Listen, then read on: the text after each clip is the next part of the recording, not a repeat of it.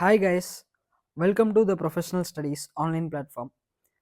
இதுக்கு முன்னாடி நம்மளோட ஃபர்ஸ்ட் வீடியோவில் வந்து நம்ம வந்து சிஏ இன்டரோட ப்ரிலிமினரி அதில் இருக்க டெஃபினிஷன்ஸ், இம்பார்ட்டன்ட் டெஃபினிஷன்ஸ் வந்து நம்ம பார்த்தோம். ஸோ அது வந்து தேவைப்படுது அப்படிங்கிறவங்க வந்து அந்த வீடியோவை போய் செக் பண்ணி பாருங்கள். இன்றைக்கி வந்து நம்ம பார்க்க போகிறது என்னென்னா, செகண்ட் சாப்டர் இருக்குது இல்லைங்களா, incorporation of company and matters incidental there two.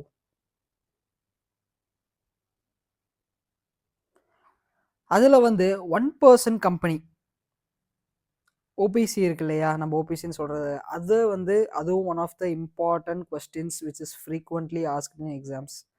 So அது என்ன அப்படிங்கிறது நம்ம இங்கே பார்க்கலாம். ஃபர்ஸ்ட், இந்த ஓபிசி வந்து முதல்ல இருந்தே இருக்கான்னு கேட்டிங்கன்னா இல்லை. கம்பெனிஸ் ஆக்ட் வந்து அவங்க இனிஷியேட் பண்ணதுலேருந்தே வந்து ஓபிசி அப்படிங்கிற டேர்ம் கிடையாது. அது எப்போ ஃபர்ஸ்ட் வந்து வந்துச்சு அப்படின்னு பார்த்தீங்கன்னா வந்துட்டு 2013 இந்த கம்பெனிஸ் ஆக்ட் வந்து அமெண்ட் பண்ணாங்க இல்லையா, அப்போ தான் வந்து ஃபர்ஸ்ட் வந்து இந்த ஓபிசிக்கான அந்த ஒரு ஸ்பேஸ் அப்படிங்கிறதும் புதுசாக வந்து இதை கொண்டு வரணும் அப்படிங்கிறதும் அவங்க வந்து முடிவு பண்ணி கொண்டு வந்தாங்க. ஸோ அதை தான் இங்கே என்ன கொடுத்துருக்காங்கன்னா, the companies act for the first time allowed the formation by just 1% with a limited liability. இதுவுமே பார்த்தீங்கன்னா இதுக்கு அன்லிமிட்டட் லயபிலிட்டிலாம் கிடையாது. It has only limited liability which is known as 1% company. ஓகேவா, இது கீழே வந்து அவன் டெஃபினேஷன்ஸ்லாம் கொடுத்துருப்பான், ஃபர்தர் செக்ஷன் 3 அதெல்லாம் வந்து நமக்கு தேவையில்லை. சரியா, சரி, ஓகே. இதில் வந்து ஃபர்ஸ்ட் வந்து who can form a 1% company அப்படின்னு பார்த்தீங்கன்னா வந்துட்டு யாரா வேணால் இருக்கலாம் அப்படின்னு வந்து இதில் கொடுக்க கிடையாது. அவங்க சொல்கிறது வந்து ஒன்லி அ நேச்சுரல் பர்சன், யாரை தாண்டி other than minor and who is an Indian citizen, whether he is a resident in India or not, shall be eligible to incorporate a 1% company. First criteria என்னன்னு பார்த்தீங்கன்னா வந்துட்டு he should be a natural person other than minor. ஓகேவா, அவர் வந்து natural பர்சனாக இருக்கணும், he should be other than மைனராக இருக்கணும், and he should be an Indian citizen. அவர் வந்து கம்பல்சரி வந்து இந்தியன் சிட்டிசனாக இருக்கணும். But he can be a resident or he can be a non resident, அது வந்து பிரச்சனை கிடையாது. டு எலிஜிபிள் 1% கம்பெனி அப்படிங்கிறது சொல்கிறாங்க.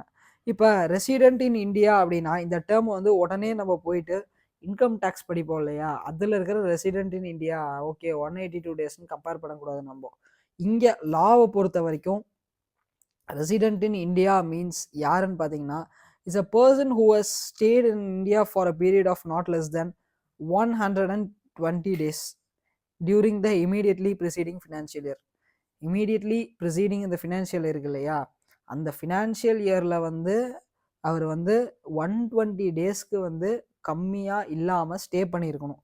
அவரை தான் நம்ம என்ன சொல்லுவோம்னா ரெசிடென்ட் இன் இந்தியா அப்படின்னு சொல்லுவோம். ஓகேவா, ஸோ அதுக்கு அடுத்தது பார்த்தீங்க அப்படின்னா வந்துட்டு இந்த ஓபிசியில் பார்த்தீங்கன்னா ஒரே ஒரு பர்சன் தான் இருப்பாங்க. அதோட சேர்த்து நாமினி அப்படிங்கிற ஒரு பர்சன் மட்டும் இருப்பாங்க.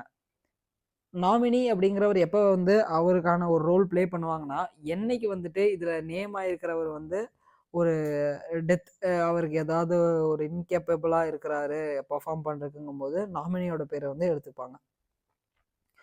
ஸோ அதுதான் என்ன சொல்கிறாங்கன்னா வந்துட்டு indicating the name and consent of nominee. Memorandum of OPC shall indicate the name of a natural person other than minor who is an Indian citizen, whether resident in India or otherwise, along with his prior consent in the form number INC. INC is nothing but Incorporation 3.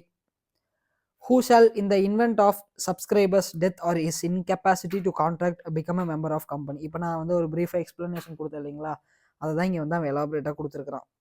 Memorandum வந்து அதில் வந்து என்னெல்லாம் indicate பண்ணலாம் அப்படின்னா, அந்த memorandum ஓபிசியோட மெமராண்டமில் வந்து அந்த நேச்சுரல் பர்சனோட name, but he should be other than minor, நம்ம பார்த்தோம் இல்லையா, அது அந்த இந்தியன் சிட்டிசன் அதெல்லாமே வந்து இங்கே இருக்குது. அதுவும் இல்லாமல் அந்த நாமினியும் இது இந்த க்ரைட்டீரியாஸ் வந்து சாட்டிஸ்ஃபை பண்ணியிருக்கணும் அப்படிங்கிறத சொல்கிறாங்க.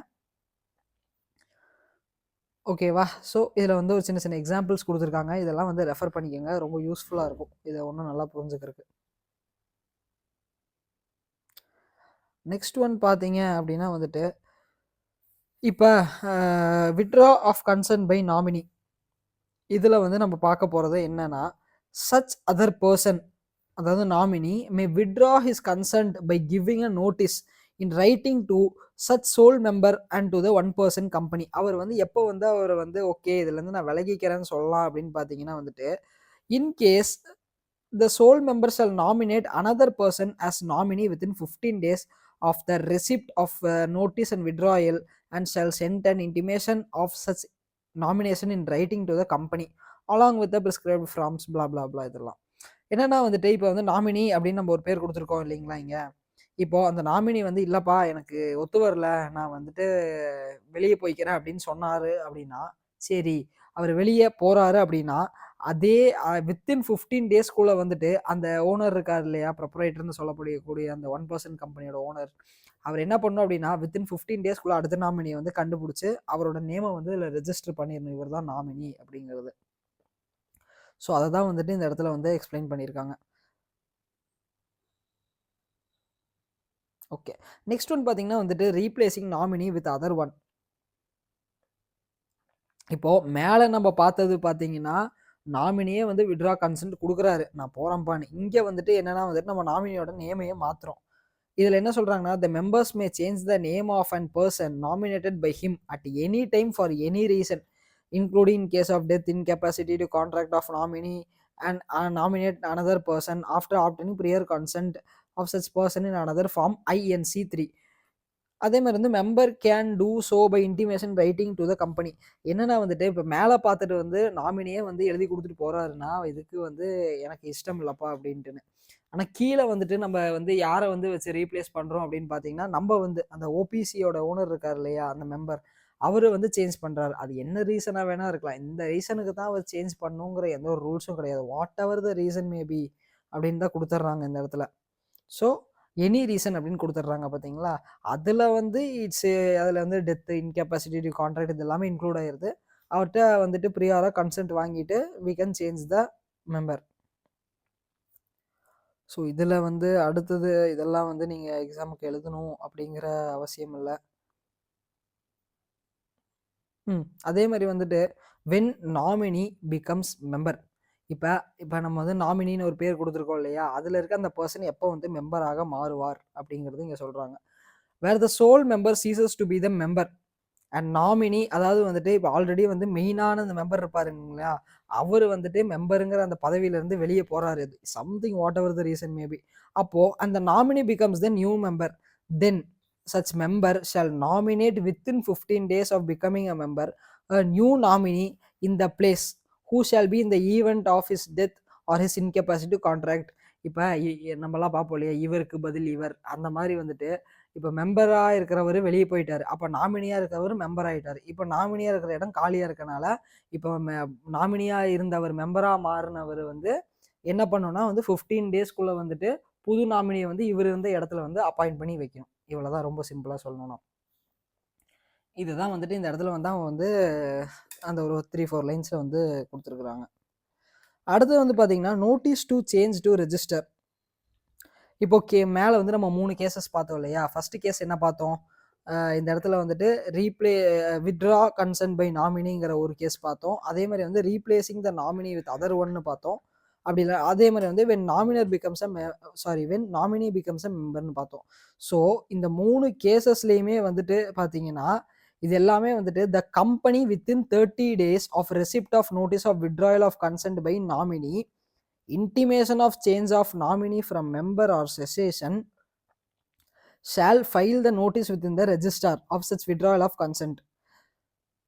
சரிங்களா. இப்போ என்னன்னா வந்துட்டு இப்போ வந்து இந்த நாமினி வந்து மாறுறாரு அப்படின்னா வந்துட்டு 30 டேஸ்க்குள்ளே வந்து வி ஷுட் ஃபைல். ஓகே, அதாவது ரெஜிஸ்டார்கிட்ட வந்து அந்த சேஞ்சஸை வந்து நம்ம இன்டிமேட் பண்ணிடணும் அப்படின்னு சொல்கிறாங்க. shall file a notice with the registrar of such withdrawal of consent, change or cessation respectively and intimate the name of such another person. அதாவது நியூ நாமினியோட இப்போ ஒருத்தர் வெளியே போகிறாருன்னா அந்த ஃபார்மோட பேர் வந்து INC 3 இன்கார்பரேஷன் 3. இதுவே வந்துட்டு இந்த ரெஜிஸ்டர்கிட்ட நம்ம சேஞ்சஸ் பண்ணுறோம், நியூ நாமினியோட பேரை போடுறோம், இல்லை வந்து மெம்பரோட பேர் வந்து ஓல்டு நாமினி வந்து இப்போ புது மெம்பராக மாறுறாரு, இதுக்கெல்லாமே வந்து ஃபார்ம் பார்த்தீங்கன்னா வந்துட்டு INC 4 இன்கார்பரேஷன் 4. இதுக்கு வந்து அதுக்கான அந்த ரெஸ்பெக்டட் ஃபீஸு அது இதெல்லாம் வந்துட்டு வச்சு இது பண்ணிக்கணும். ஸோ இதுதான் வந்து பார்த்தீங்கன்னா ஓபிசியோட வந்து ஒரு சில இம்பார்ட்டன்ட் பாயிண்ட்ஸ். இதில் அதே மாதிரி பார்த்தீங்கன்னா வந்துட்டு only natural person other than minor who is an Indian citizen, இது வந்து கொஸ்டின்ஸ் இதெல்லாமே கொடுத்துருக்காங்க. இதெல்லாமே வந்து இந்த ட்ரூ ஆர் ஃபால்ஸ்லாம் இருக்கு இல்லைங்களா? இதெல்லாம் வந்து அப்பப்போ பார்த்துக்கங்க. சும்மா ஒரு கிளான்ஸ் மட்டும் பார்த்தீங்கன்னா போதும். அப்புறம் முக்கியமான விஷயம் என்னன்னு பார்த்தீங்கன்னா, இத வந்து நம்ம எழுதுனா ஒரு ஆடட் அட்வான்டேஜா இருக்கும். சும்மா ஒரு 2, 3 பாயிண்ட்ஸ் நீங்க வந்து படிச்சுக்கலாம். இல்லன்னா வந்துட்டு நம்ம ரொம்ப கஷ்டமா வைக்கணும் அப்படின்னு நெனச்சா மட்டும் ரிலாக்சேஷன்ஸ் அவைலபிள் டூ அன் ஓபிசி அப்படின்னு கேட்பான். என்னென்ன ரிலாக்சேஷன்ஸ் இருக்குன்னு. என்ன அப்படின்னு பார்த்தீங்கன்னா, நம்ம வந்து ஃபர்ஸ்ட்டு பிரிலிமினரில வந்து ஃபினான்ஷியல் ஸ்டேட்மெண்ட் டெஃபினிஷன் பார்த்தோம் இல்லையா? அங்க ஒரு பாயிண்ட் இருக்கும். ஓபிசி வந்து கேஷ் ஃப்ளோ ஸ்டேட்மெண்ட் பிரிப்பேர் பண்ண வேண்டிய அவசியம் இல்லை அப்படின்னு.